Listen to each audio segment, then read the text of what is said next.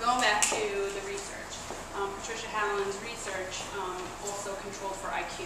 So she looked at the quality of life measurements and the outcome studies that she did, and found that the poorest outcome the individuals had an IQ below 70, which wouldn't really be surprising to anybody. But the best outcome wasn't necessarily the kids that had the highest IQ, it was the kids that had the IQ between 70 and 100.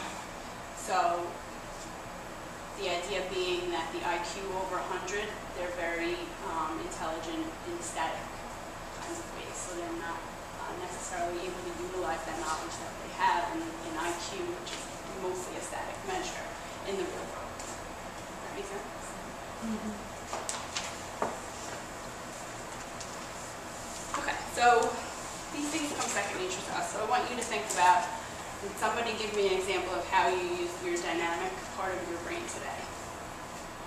I mean, you all traveled here, so I can only imagine. Go ahead. I was just going to say that, just my travels here. I had 3 meetings, and I said, I got to make sure I make to this meeting, leave enough time because there might be traffic. This is New York City, you know, everything else. So, yeah, just the whole day. Right, so you're prioritizing, you're thinking ahead, you're planning, you're probably problem solving in anticipation of problems, and then you're problem solving in the moment as well. So if you can give me an example of how your child or a child that you work with struggles with this type of thinking. Anybody? Okay. You know, anything that's out of the ordinary. I mean, you know, for her, with the babysitter isn't coming rest to work with her that day, right. She gets into a whole pattern of repetitiousness and anxiety. So kind of resorts to that static way of certainty in order to face the uncertainty of that change. Yes. Okay, good. How is a child you work with or your child proficient in static intelligence? Anybody?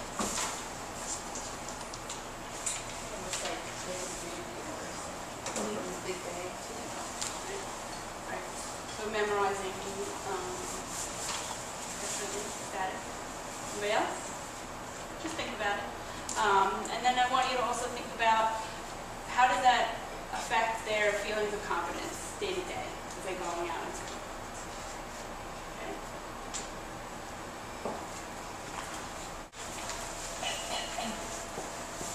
So just something for you to think about.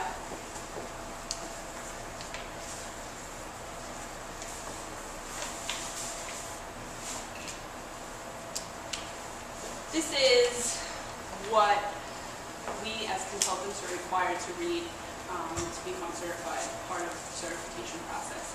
So these are all child psychologists, developmental psychologists, anthropologists, not necessarily experts on autism, because what Dr. Gusty, who developed the program, did, he looked at typical development and found where the kids with autism spectrum disorders weren't meeting the dynamic goals.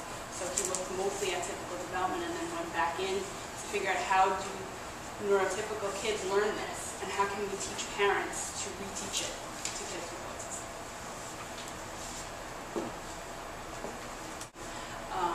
So your basic foundations of guided participation in RDI. There's a bunch, but I kind of weeded out what are the most important. So you have dynamic communication, productive uncertainty, and co-regulation and coordination. And we'll talk a little bit about it.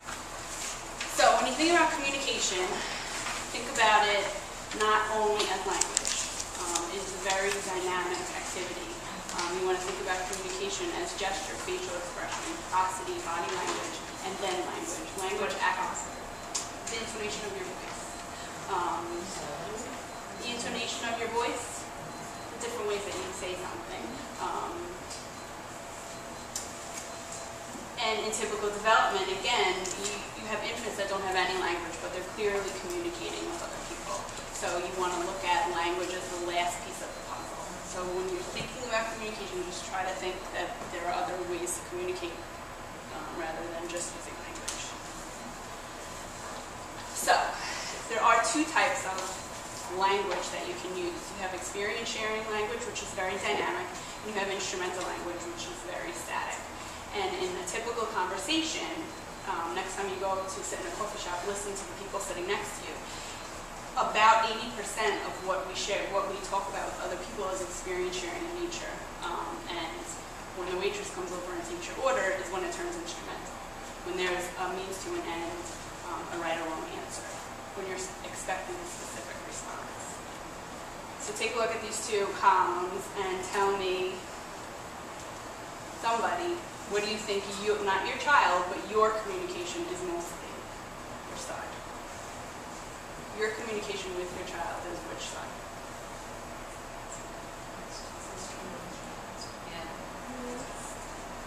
Right. And then think about your child's communication. Probably instrumental as well. And there's some experience sharing, sure, but it's probably mostly on the instrumental side, which is very static. You're asking the child to produce a specific response.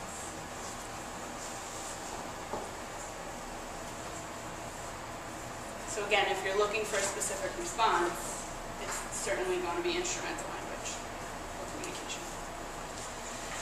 So how do you develop more active communicators? The things that you want to stop doing.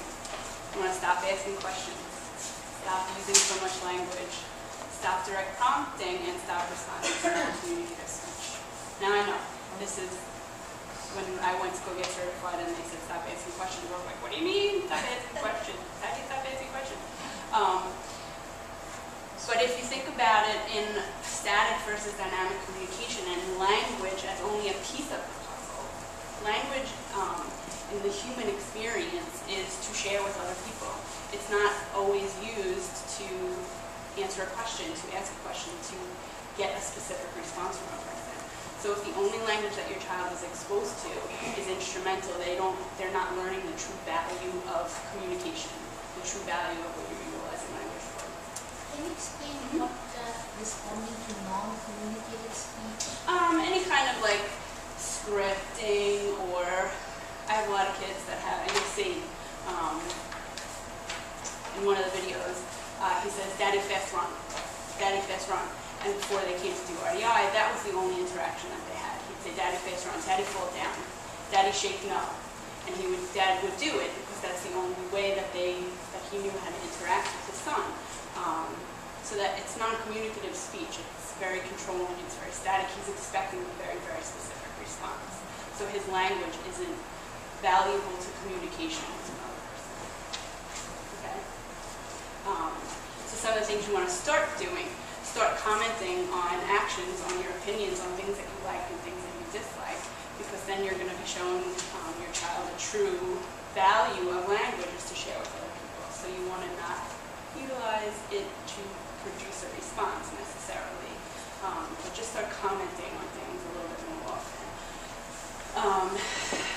Instead of using so much language, you want to create a primarily visual environment instead of always giving the auditory information.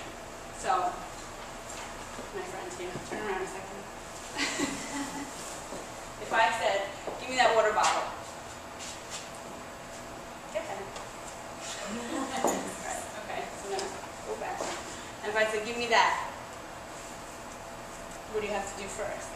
Yes. You have to look and check in and figure out what it is.